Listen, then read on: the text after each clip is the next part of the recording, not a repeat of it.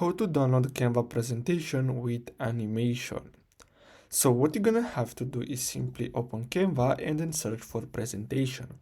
Now the next step is simply use any of these templates, or if you want you can create a blank presentation and then you can start creating your presentation. And if you want you can duplicate this and you can add as many pages as you like. If you want to, you can even go to elements and then search for different animations. As you can see, work, and I can go here to graphics, and then as you can see I have different animations that I can simply use.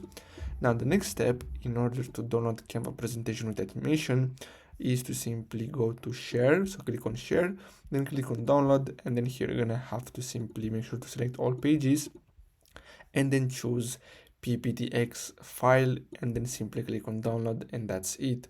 So I really hope you found this video helpful. Don't forget to like and subscribe. Thanks for watching.